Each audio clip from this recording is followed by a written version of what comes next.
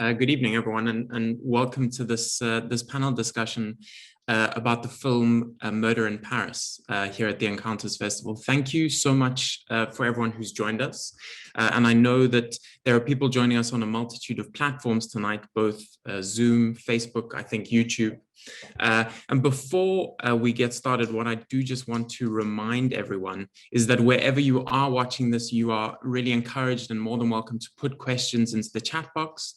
Those will come through to us, and we are really going to do our best to make time at the end of this to engage with those questions and put them to our panelists.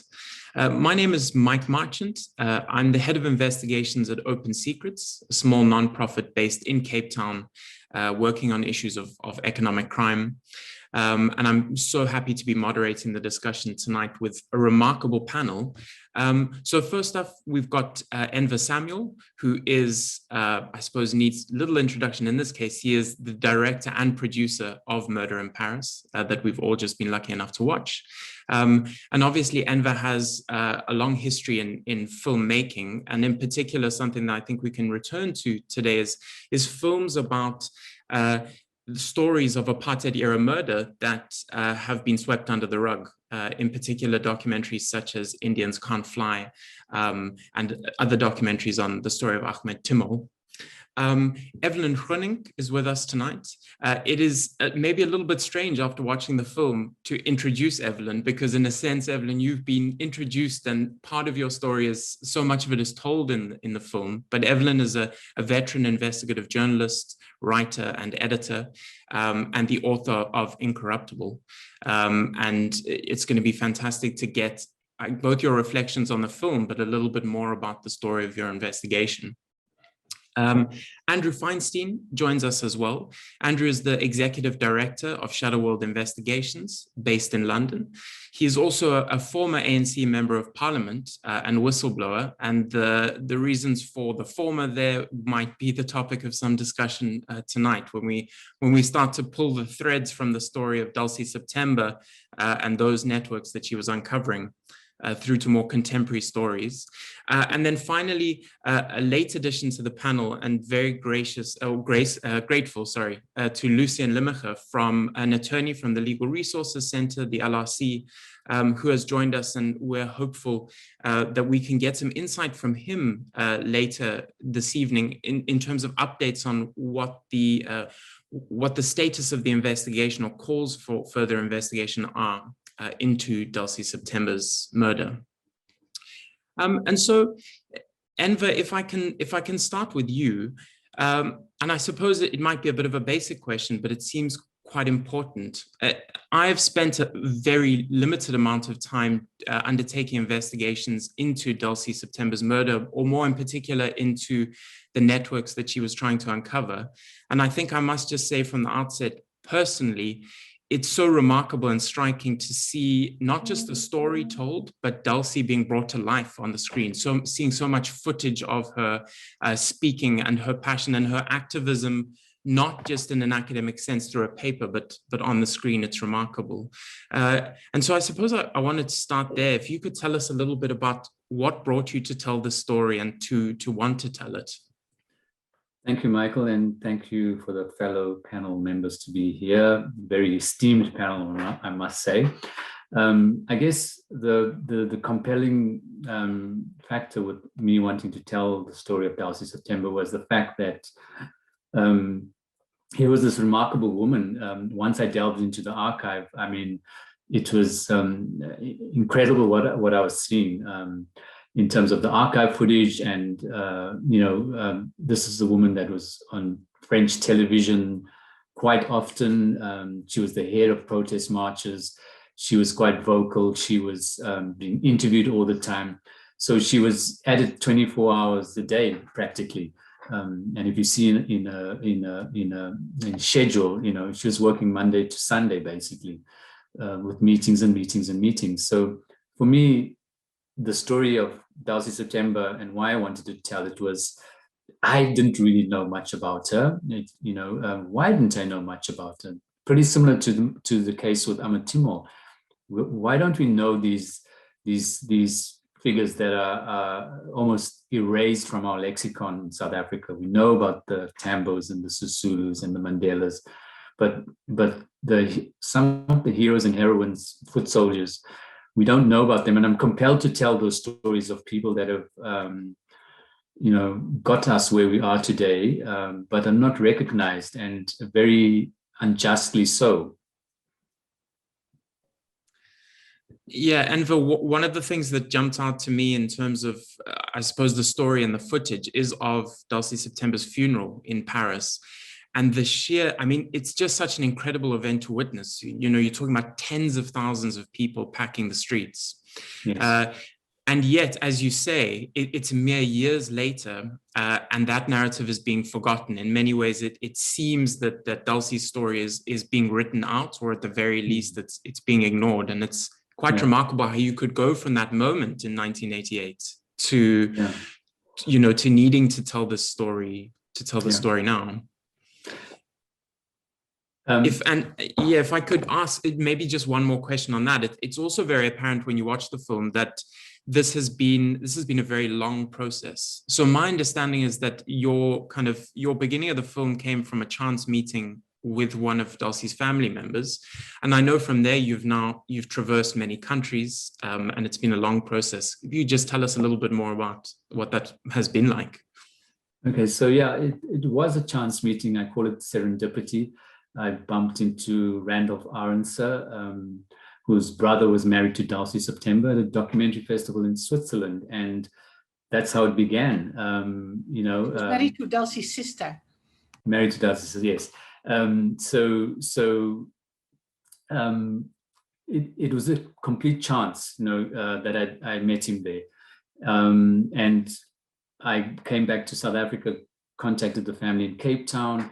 And for me, it's critically important to get the family's buy-in when you want to tell a story like this. So yes, and so the more I started my research, the more I delved into it. Went to the Fort Hare, the archive at Fort Hare. What is going on here? I mean, the funeral looks like it's a funeral for a rock star. Figures like 20 to 60,000 people line the streets of Paris. And we went in March 2018 to the 30th anniversary of Dulcie's assassination, the commemoration. They had a 1-week celebration in Arcaea where Dulcie lived, a 1-week celebration of her life. And there was absolutely nothing in South Africa to mark that 30th anniversary. So that's, for me, was the big question mark. Why do we not know? Why is Dulcie being silenced here in South Africa? And that's why I think this conversation is so remarkable. And also, I think to say for those of us in South Africa in particular who might have seen the large cover story in the Mail and Guardian with Dulcie's face, again, it's so powerful, I think, and also just that we're having these conversations. Evelyn, it's a similar question, but maybe from another perspective, is that it's so clear from the film that you've dedicated the most remarkable amount of time and energy into this investigation, when it was clear that people didn't want you to be doing that. I think that's putting it lightly, but also, when you were hitting dead ends. Maybe just as the first question is, what was it like to see the film for the first time, and you see the story told in that way? It was marvelous, because I was always busy with that puzzle. What was Dulcie doing? What was happening in France? What was happening in South Africa? What did she know? Where are the papers? So it was a puzzle to me. And ENVER just brought this whole woman to life, a woman that I had never met. So yeah, I'm very grateful for that. And so to go then slightly away, I suppose, from the personal, more into that kind of puzzle that you're talking about.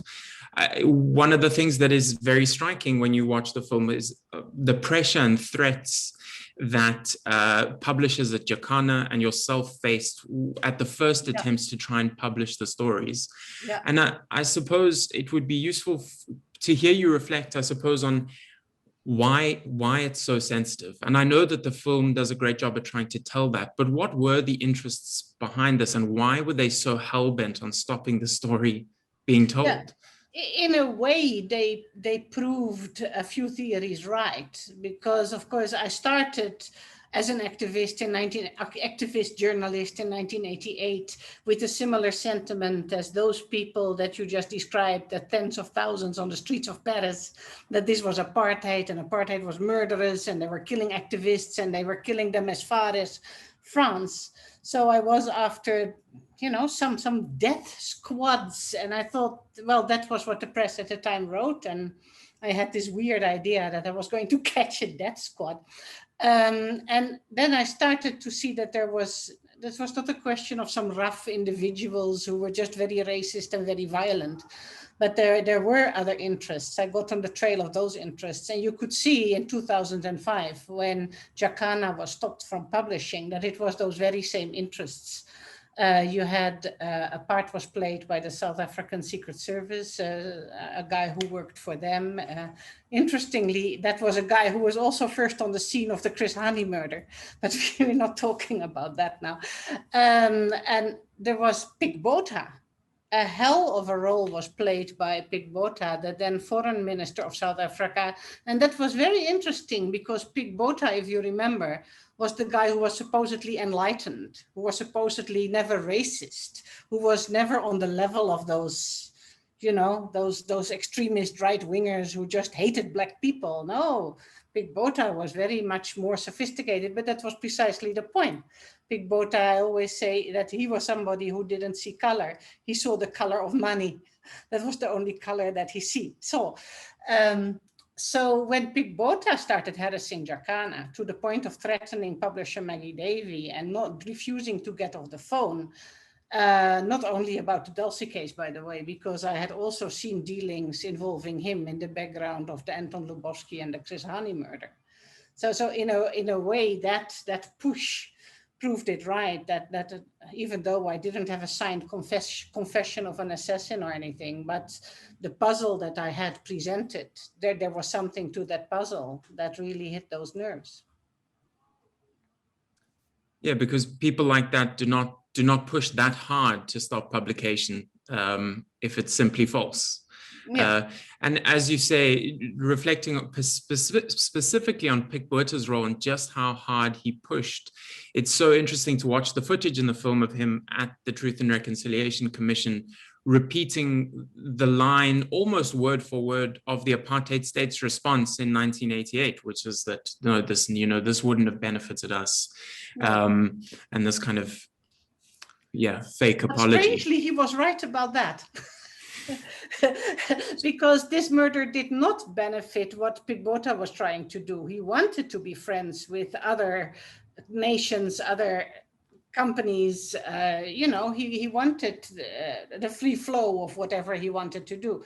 But that in a way that also proves again that we're not just talking about a racist death squad here, because there was a lot of stake for South Africa and at stake for South Africa in 1988 in terms of trying to stop boycotts, in terms of trying to show a face that was more pro whatever small changes they were proposing at the time, talking to the ANC, trying to save as much of their system and their privileges as they possibly could. They were not going to just, get France all upset about them, get Europe all upset about them because of some terrible murder of somebody who didn't matter, just because she was an activist or because she was Black. There was something very, very urgent, and it was not the apartheid state that was at stake. At least that is the conclusion that I came to. It was big time nuclear interests that actually France pursued, because France had invested in the nuclear development of Pelindaba in South Africa, invested a lot, used it as a testing ground, used it as a playground. Israel did that too, but France did it perhaps even more. And Dulcie was threatening that. Dulcie was snooping around in circles in France that were interested in these nuclear developments, thermonuclear warheads, to be precise. I had to learn about all these things that I never thought in 1988 I was going to be learning about. But that was more of the background, and Pik Botha did have his hand in those things too. Yeah. But the way you speak about that, I think, is incredibly helpful, because in a way, for me, it reiterates that point that to really kind of understand the dynamics here, you have to move away from that sense of an apartheid state that didn't have doors open to it around the world. You know, this notion of that there was the apartheid state, it was isolated, and it was coming up against resistance. Instead, what you see are these deep connections between intelligence agencies, arms companies, and others, extensive meetings in places like France. And I mean, I'm going to take that opportunity to move to you, Andrew, and to also try and now for us to start, I suppose, to pull the threads a little bit into the future. So it's clear that Delcy is unpicking potentially these kind of central networks of arms companies, the French intelligence, and the way the French state is collaborating. And there's, of course, then this moment that the film also discusses, that Delcy says that she hears her phone being tapped and she hears the name of the arms company Thomson CSF on the other end of the line. And of course, Thomson CSF in a new form is in a dock currently in a South African court with former President Zuma. Partly because of the way in which I suppose those networks didn't die. And that seems to be such an important part of the story when we get to the response of the democratic state. And I suppose it would be great to get your insight into kind of the notion of the long shadow from the apartheid state into the democratic network. Oh. First, Mike, if I may, just to say what a pleasure it is to be here, and to, first of all, congratulate ENVER on the film, and to congratulate EVELYN on her extraordinary persistence and commitment to the story. It's really wonderful, as a number of people have said, to be able to really see Delcy as the human being and the individual she was, let alone the political activist. I, for instance, was completely unaware that she spent that time in prison in South Africa and then banned before leaving the country. So even for those of us who felt that we were fairly politically involved during this period, there's an enormous amount of new material in the film. And I think it's really, the film is a service, not just to the memory of Delcy, but to so many who fought so bravely to bring about our liberation, which sometimes, even though we're only 25 odd years into our democracy, we sometimes forget about. I think absolutely, I think the extent of the sort of the long shadow of apartheid is evoked in those scenes of Delcy's life in Paris, seeing her on television, seeing her try to speak French, but as the film says, not quite getting the music, which you really feel. And I actually sat there thinking to myself, is that French word very similar to Afrikaans, or is she speaking Afrikaans now? The size of the funeral, you know, just reminds us of how vast and how important the international anti-apartheid movement was. But of course, underpinning all of that were the incredibly long tentacles of the apartheid state. And I mean, a book that, Michael, you worked very, very closely on with Henny van Vuren, Apartheid, Guns and Money, I think has really given us an incredibly strong factual sense of just how deeply complicit so many countries of the world were in enabling and facilitating the apartheid regime. And most importantly, because I think this is central to the film and the story, benefiting materially and financially from the apartheid state and from their complicity with the state. And I think this really adds to that incredibly important picture. And of course, when you have a state that is in violation of all sorts of international law, is involved in a crime against humanity, it is going to be doing everything covertly. And that always gives way to an extraordinarily fertile environment for massive personal and party political corruption and bribery. And I think that's why, I mean, for me, the great tragedy of our democratic era is how some of that from our apartheid era elided into the democratic era. And the most profound way in which it did was obviously through the arms deal, which had its moment of conception in the late apartheid period, but came to fruition in 98, 99. And I think that really exemplifies the sort of elision of that very dark, dirty side of apartheid that unfortunately permeated our democratic era.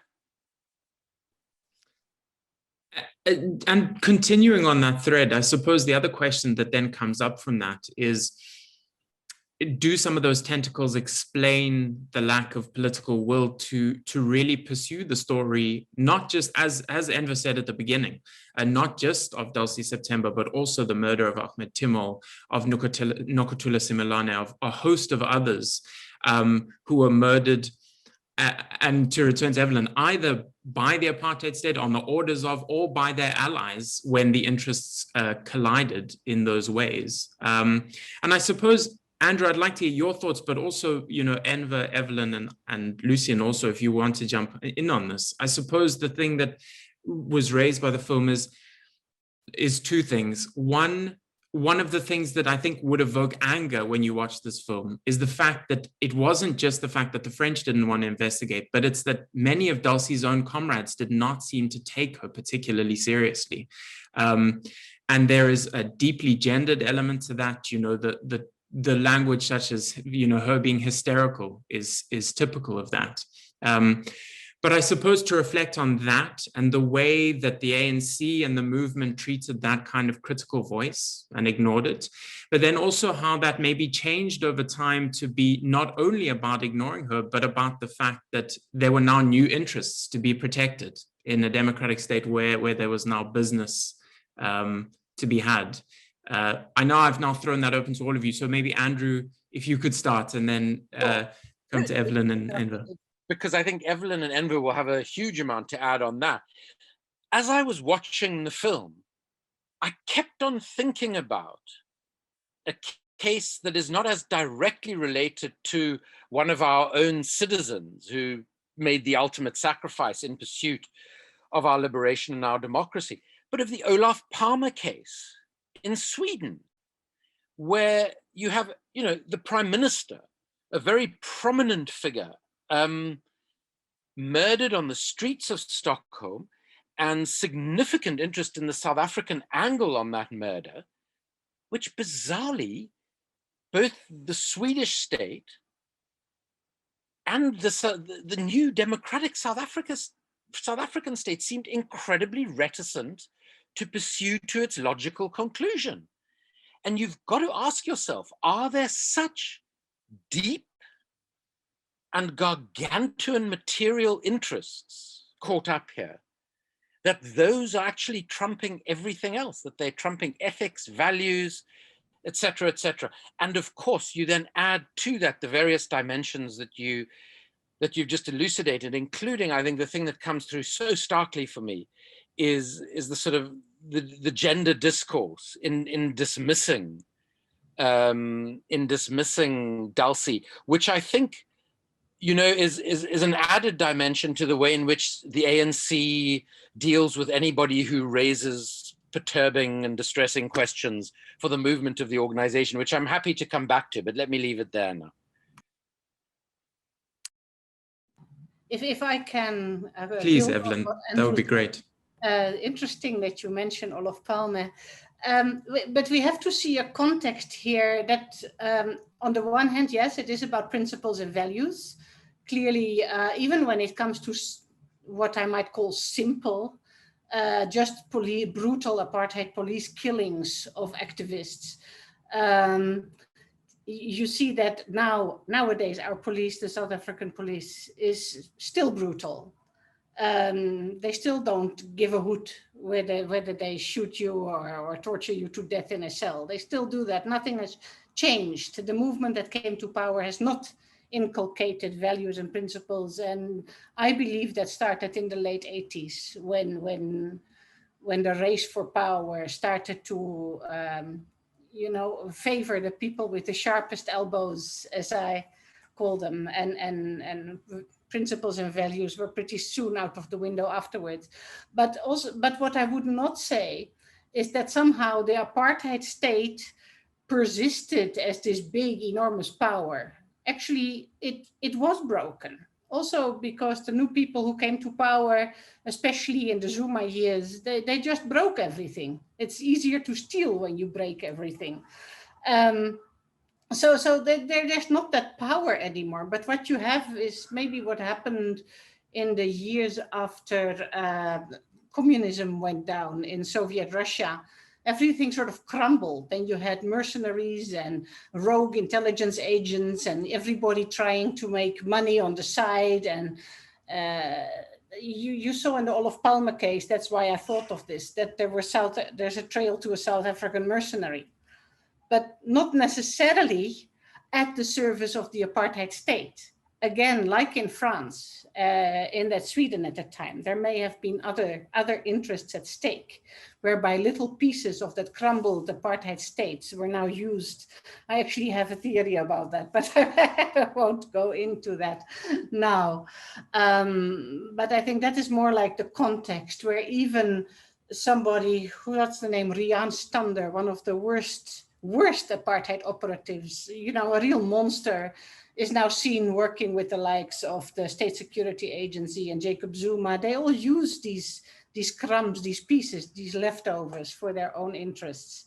And that is really, that's really also a big problem. And ENVER, I just wondered if you wanted to add anything there. I think particularly you spent an extraordinary amount of time with Dulcie's family and friends. And it would also, I suppose, be interesting to hear how they've reflected on how, not only after her death, what has happened or her murder, but how she was treated when she was alive as well by the movement. Yeah. You remember, if you watch the documentary, then there's a slate that mentions Oliver Tambo's comments. We'll leave no stone unturned in finding the killers of Dulcie September. So a lot of utterances at the beginning about commitment to find the killers of Dulcie September. I have a telex here written on the day of her killing. The only real monument we shall erect to Comrade Dulcie and all the other martyrs who have fallen is the future we will create in South Africa. Let us all bend our efforts to make it worthy of their sacrifices. And you know, this is the thing that's resonating now with the families, is is not knowing where those words were uttered, but where's the follow through? There's been no follow through. There's been no action.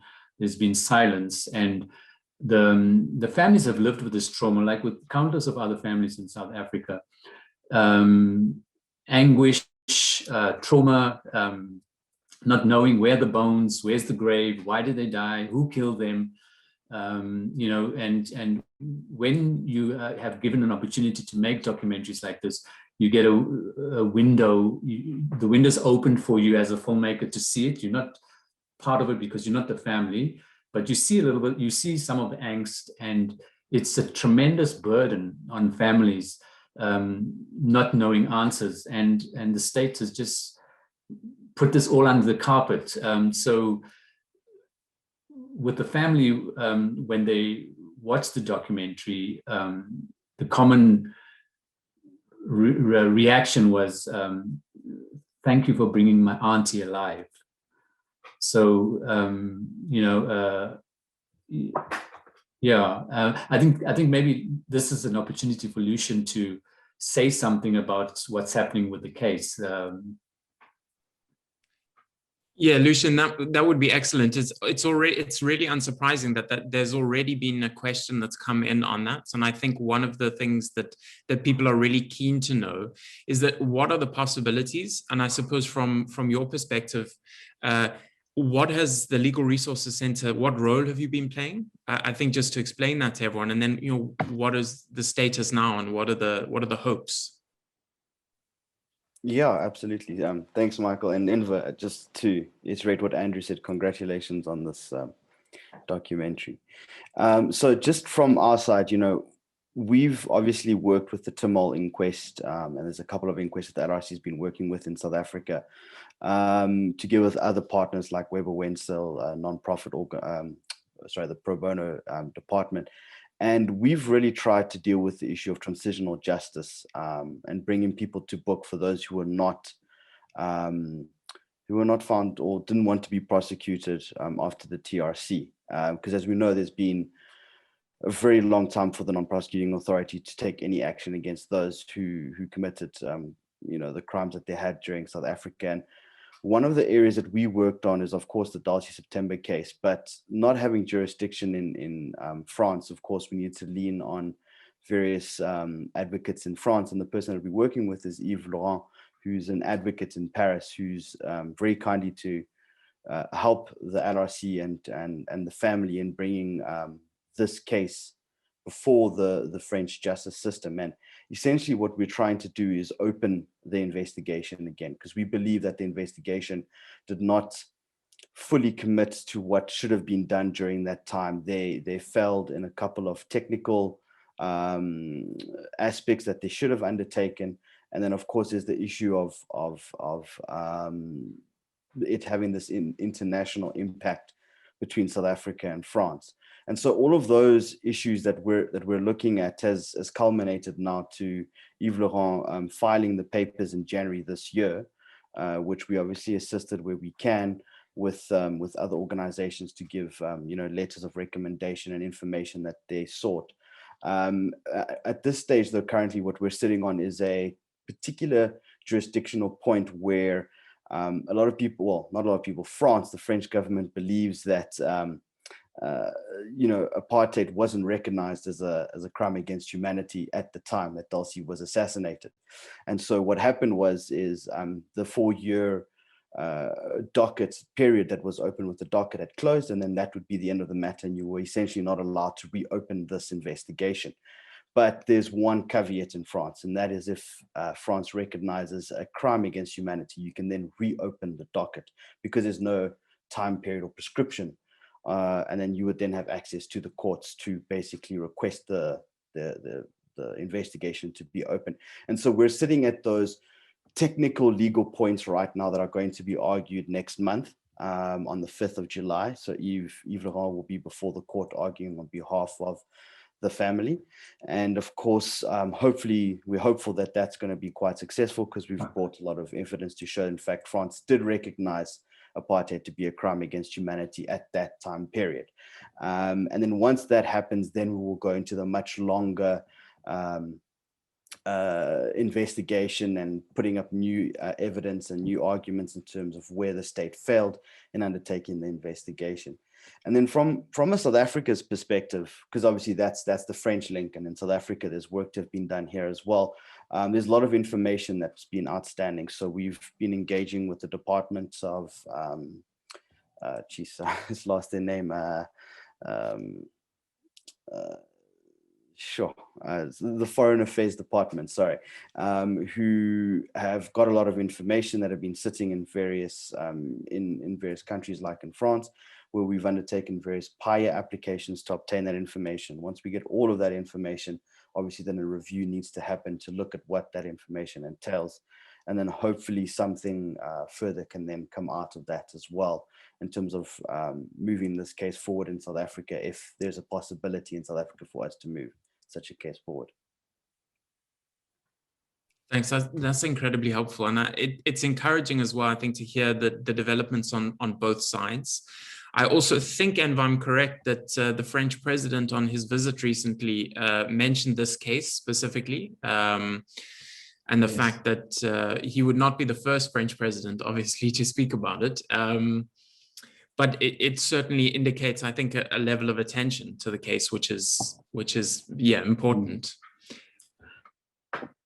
Enver, if I could go back to you, because I think it links to this point about the case, and it's something that you said at the beginning, I think, and people have raised this issue of the fact that the film is about more than just possible legal accountability and investigations, but it's also just about reinvigorating a discussion around Dulcie September's life.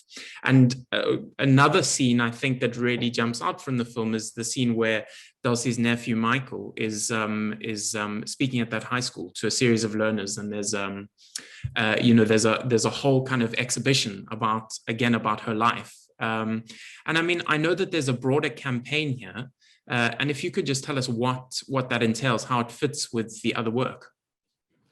So yes, the school is Athlone High, the school that Dulcie went to when she was in high school. So basically, it was always the sort of aim with the documentary, not to just make a documentary, have it broadcast, and then that's the end of the quest. You know, that's the end of the quest. There's another quest, and that quest is with the impact campaign that we're running at the moment. And that impact campaign is basically to take the documentary further, to give it a life of its own after its broadcast date. And it's doing that quite successfully with the impact team that I'm working with. So we are rolling out the documentary to schools and community centers. We aim to basically have the Justice for Dulcie campaign kick in, and it actually worked where the French president came to us in so to speak, because that wasn't expected, and when Macron visited the Nelson Mandela Foundation, had a look at the same Dulcie September exhibition that's in the documentary at Athlone High in 2018. He now looks at it at Nelson Mandela Foundation and says the words, "We will look into it," referring to the case. So it's like, for us, it's kind of, if it's politics or what it was, PR, but it's the French president saying we'll look into it. I did write a letter to the South African presidential spokesperson after that to elicit some response. What does the South African president have to say about this? And we're still waiting for an answer. Yeah, that in itself tells a story. Lucien, to come back to you in this question around the legal accountability, and I don't want to, some of these questions to you, I suppose, might be unfair because they're beyond legal. They're also the structural questions. But a question has come up in the group, which I think is important to address, which is, and it dovetails with what EVELYN said, is that there's been such destruction wrought on South Africa's criminal justice agencies in the democratic era, and particularly during state capture. And so we've also got a dearth of capacity to investigate these kinds of cases. And I suppose the question to you, but also I think anyone on the panel who wanted to come in on this, how do we address that from the South African perspective? Enver, it is one question, political will, why won't the president acknowledge that this is a thing? But how do the prosecuting agencies dedicate time and resources to these cases, particularly given the number of them that they have ignored for so long? Yeah, I think the important thing is to deal with the issue of transitional justice, right? And obviously since 1994 and 1996 moving onwards, the issue of transitional justice was sort of the TRC tuck it away and then sort of start rebuilding this rainbow nation. And I think the drive was to create this new nation that was fantastic and everybody could operate, but they didn't really effectively deal with the TRC crimes that really occurred. And a lot of people got off scot-free. So the anger started building through, but then behind the anger, there was all of these political deals where we talk about the monies, the deals that were struck before the Rainbow Nation came into play, and you become in a catch-22 in terms of how do you move forward with this. And I think, for lack of a better way of describing it, the South African government decided to ignore it until it came to a point where activists, non-profit organizations like Foundation for Human Rights, the LRC, many other organizations as well, decided to say, well, enough is enough. It's time for us to stand up. And then you started seeing a pressure that had to be built on.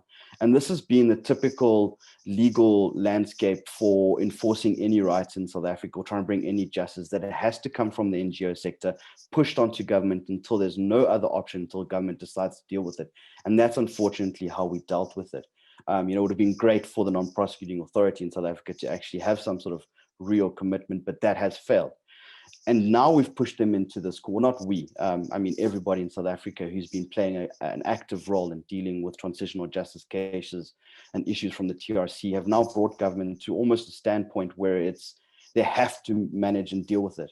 And I think the push is starting to happen now. You are starting to see a lot more involvement from the non-prosecuting authority who want to deal with this, although whether it's going to happen or not, that's another question. So the best tactic right now has been this push from the non-profit organization and civil society, and let's hope in the next couple of years that we can get some more traction. The biggest fear right now in South Africa is that the guys or the people who got away with this are going to pass and die and not have any sort of justice that's going to be done for the family, and they're just going to be left in this wake of nothing with no reasons as to why their family members dedicated their entire lives to this. So like I said, there's still a long period to go through and a long time for it to happen. A lot of work still has to be done, but I feel in the last year and a half there's almost not a shift, maybe a shift is too much of a big word, but there is interest and there's movement from the South African government, from the NPA. Obviously now this just needs to, the words need to come into actions, and hopefully something comes out of it. Evelyn, yeah, please. I must say I'm not optimistic, not about anything happening in France, because the silence in that country has been completely overwhelming.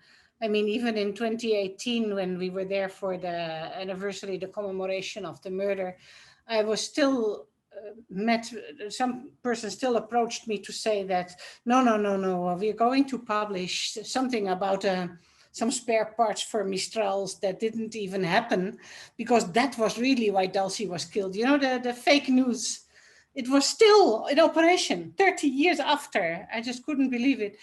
So that's France. In South Africa, everything's broken.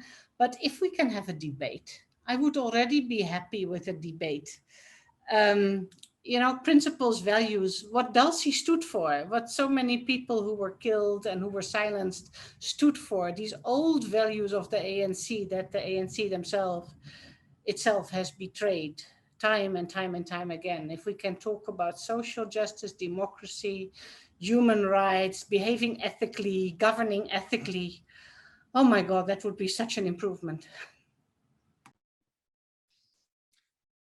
Andrew, would you like to jump in there as well, please? Yeah, Michael, if I may just add a couple of things. First of all, on Evelyn's sort of pessimism about France, I agree entirely. I mean, the French arms industry is amongst the most corrupt and egregious of all arms industries, and they're all pretty awful. I'm not sure that there is a president in French history who hasn't been embroiled in some sort of arms deal controversy and corruption. Sarkozy obviously being the most recent, and I don't think that the present incumbent is likely to be much different through the lens of history. I also think the difficulty is, of course, that arms deals themselves are couched in so much national security secrecy that they are a particularly difficult area to investigate. Also, to add to that, I mean, the one thing that stands out about the French arms trade is that there are a number of murders that have occurred linked to French arms deals historically. There was this deal between France and Malaysia in which a translator literally had a bomb strapped to her body and exploded. There was the Karachi affair. So it's also a particular type of malfeasance that surrounds French arms deals. I think in the South African case, I'm maybe a little more hopeful than Evelyn.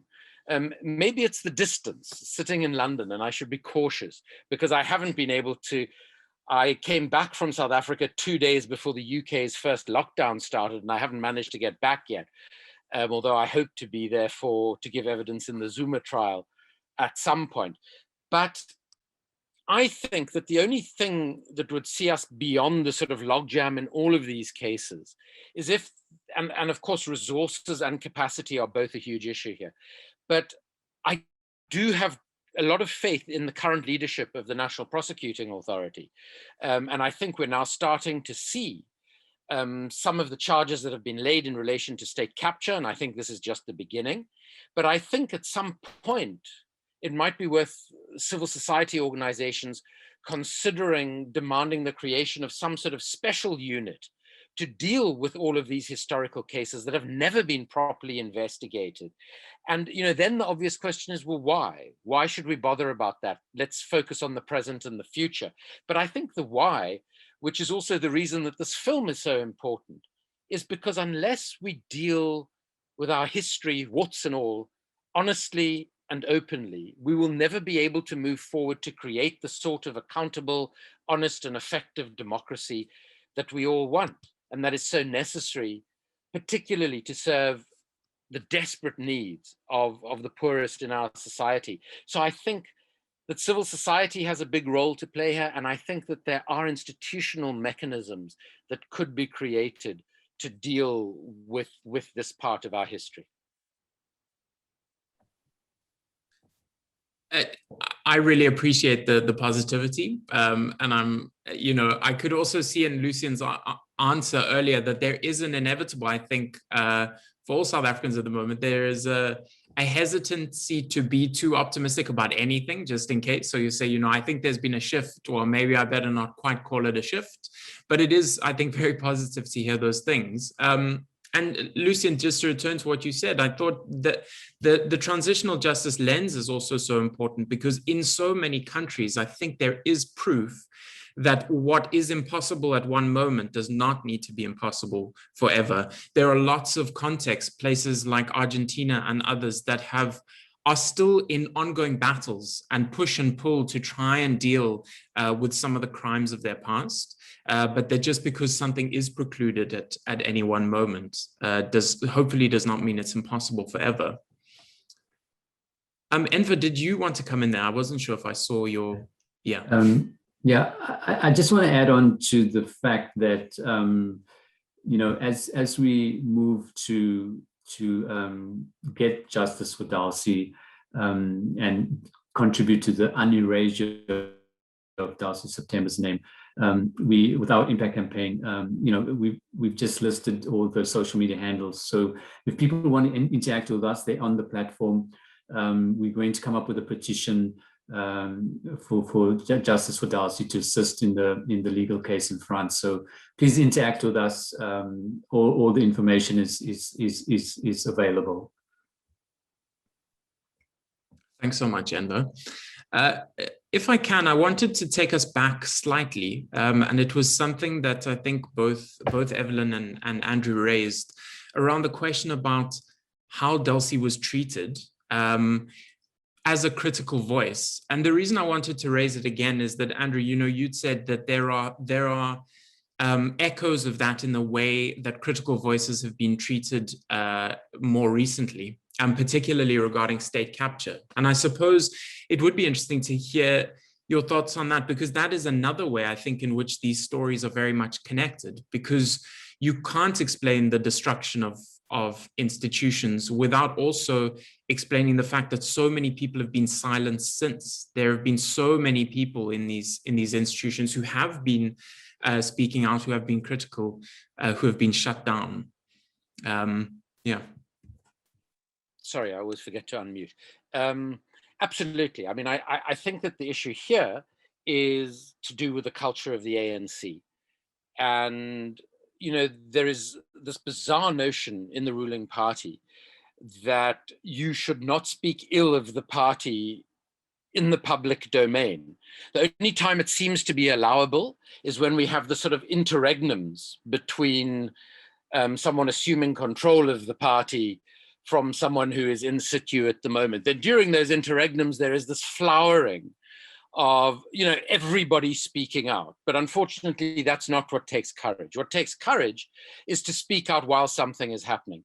And when we look at the depth and extent of state capture that has occurred in the country, and I mean, we're talking in the tens of billions of American dollars that has been stolen.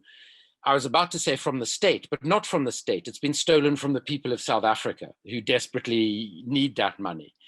You know, it's not just our institutions have failed us. Why wasn't Parliament providing the oversight that constitutionally it's supposed to be providing of the executive?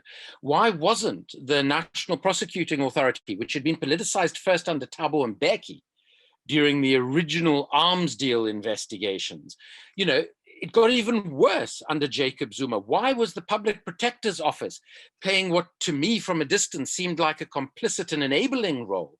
Why were all of these private companies, banks, auditors, management consultants, why were they allowed to effectively enable and facilitate this looting of the country? And from an institutional level, it comes down to an individual level. There are far too many people sitting on the very plush seats in Parliament, and I know how plush they are because I sat there, earning very, very good money for keeping their mouths shut.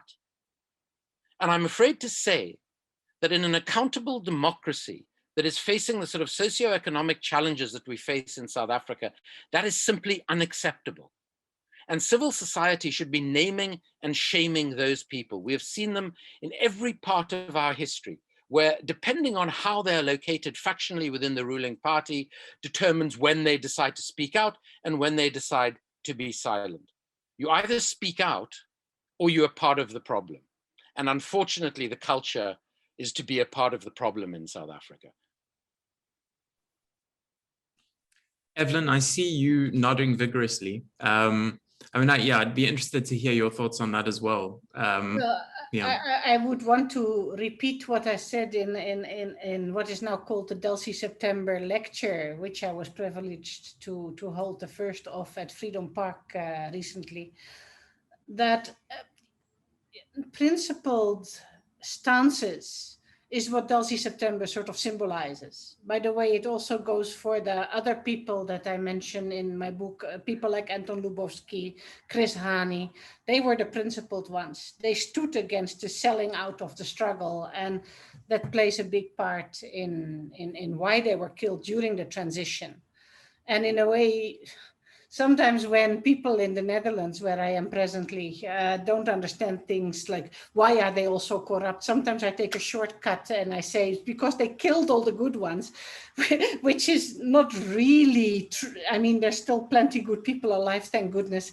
But it is a part of it.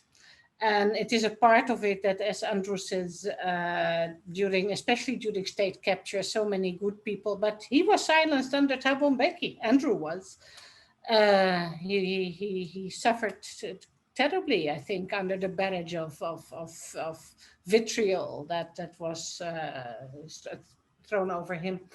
And well, the guy I'm married to, Ivan Pillay, when he was acting commissioner of SARS, suffered a similar fate during state capture, and so many thousands and thousands of good civil servants and good comrades have been silenced in one way or another. And I think Dulcie September could be the symbol. What happened, her principled ethical stance and her insistence of speaking out and her not giving up and her saying nuclear issues. And there are these things that we are now getting complicit in, because these are going to be our weapons now and our deals now. And I don't want to have any part of that. That's what Dulcie September was saying. And I can just hope that sort of echoes thanks to ENVER, and that civil society will take up that call again, that principled call based on values, not on expediency and what faction you belong to, but principle. Absolutely. And to pick up, I think to reiterate what you've all said there, it is that it also requires a determined and deliberate solidarity from us, from everyone, with those individuals, and to support them, because that was the thing about Dulcie September. And everyone's mentioned this already, the scene of the funeral. But even if there were certain people who were refusing to listen to her, even within her own party, she still had the solidarity to draw up maybe 50,000 people to the streets of Paris. And ultimately, it has been that solidarity, both in France and here, by social movements and by people and by civil society, to make the case possible again, ENVER, through the film and through the Impact Project, to do those things. And I mean, on that point, since we are being positive, I just wanted to read that, someone has put in the chat box, which I think is true, when we were talking about, do we give up to despair, or do we remain positive? And this person has said, I think that we owe it to Dulcie to be hopeful and to be positive. And it's only with that, belief and hope that we can shift things. The belief and hope and an extraordinary amount of hard work, but I think we do have to believe that. And bravery. Don't forget that it takes tremendous courage. Evelyn, that is actually, it's such a good point. And it is kind of where I wanted to go to next, which is just that having, read about Dulcie over many years and engaged in what she was doing, and then watching the film again, I think it is still the thing that I just can't get over is how do you, at a certain point, not walk away from that kind of risk when she was so aware, and I know that she's obviously not the only one, that there were so many people in the anti-apartheid movement that faced that risk, that it's extraordinary. So bravery, absolutely. And so that links me out. We don't have a lot of time left, but I did want to also throw this open just to broaden the discussion slightly. We've spent a lot of time speaking about South Africa, which I think is crucial, but what Dulcie was trying to do ultimately was to pick apart a network in a Western European country that was aiding a crime against humanity for those people far across the world. And I think, one of the saddest things is not just how Dulcie's legacy maybe has been ignored here, but about the fact that what she was looking into repeats itself over and over again. We look at what's been happening in Palestine. We look at what is happening in Yemen, the networks of armed companies, politicians who continue to profit from these things. Andrew, you've written extensively on this, so maybe just to start with you. How do we go about challenging that? I mean, that's so much larger. Sorry, Michael, I just lost you. You froze for a moment there. Sorry, how do we go about challenging those kind of the broader networks, the networks of arms companies that continue to aid and abet crimes against humanity and war crimes around the world? Yeah, and also, of course, massive corruption, which is very closely tied in to the political process.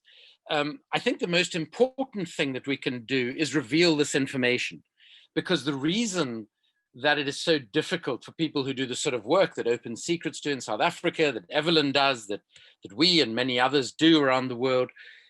We try and get freedom of information requests. And of course, as soon as anything can be included in the broad veil of national security, that's a great reason for not being able to access information. So I think a crucial role is to bring information into the public domain in accessible forms, which is exactly what the film and EVELYN's book have done.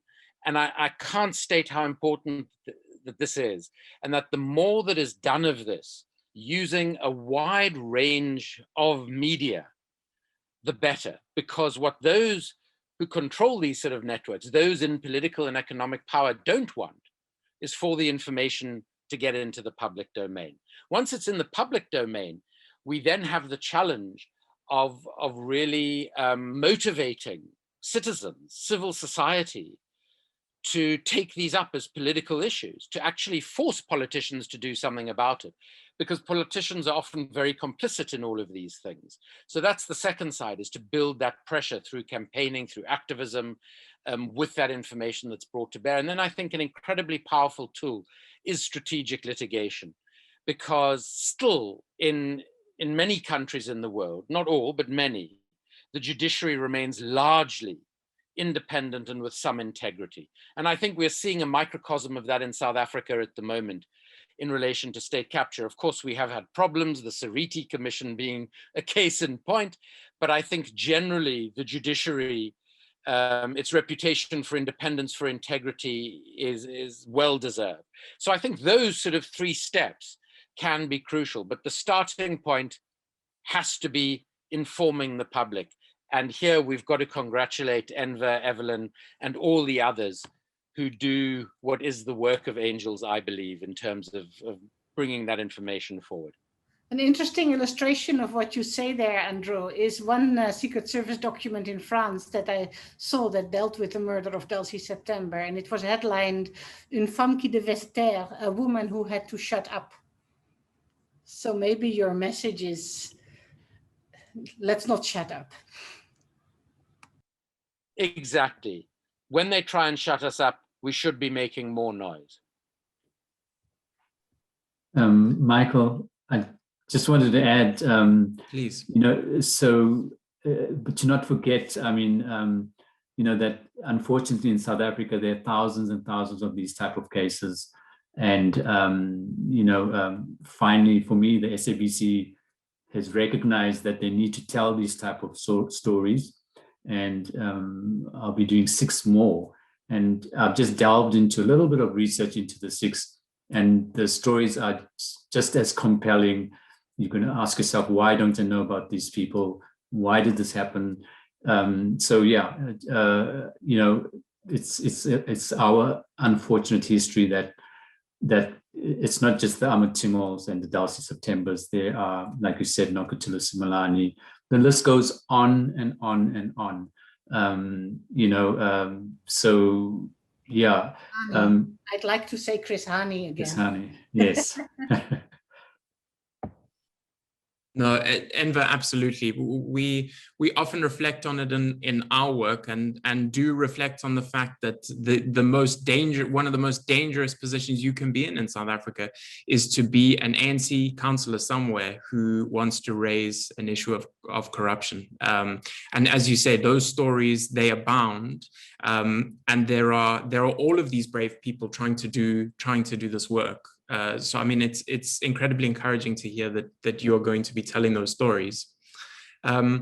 So we are unfortunately out of time. I know that an hour was always going to be an incredibly difficult to fit everything in. I wanted to say thank you so much to EVELYN, Andrew, ENVER, LICIEN for joining us. And I think just in addition to the questions that have been coming through, I think we've tried to deal with most of them. You know, for every question, there's been a comment coming in from someone watching that just to reiterate, ENVER in particular, just to say congratulations on what is an incredible film. You know, this discussion has traversed, you know, everything from the crime of apartheid to contemporary state capture and the corruption of the global arms trade. But at its core, I think everyone recognizes that the remarkable thing the film does is it brings Delcy to life in this incredibly vibrant, powerful way, and that people are speaking about her and engaging in that story. So, you know, thank you again, I think, from all of us. And yes, to everyone who joined us, thank you so much, and thank you for your questions. I think it is my final task of the evening just to remind everyone that the Encounters Festival is still running, I think, for another 9 or 10 days. If you go to the Encounters website, please have a look at some of the other remarkable documentary films that are available to view. And as well, just to remind us, as ENVER said, to continue to engage in the campaign around Delcy. Some of those hashtags and others were shared earlier. So yes, thank you so much again, everyone, and have a good evening wherever you are.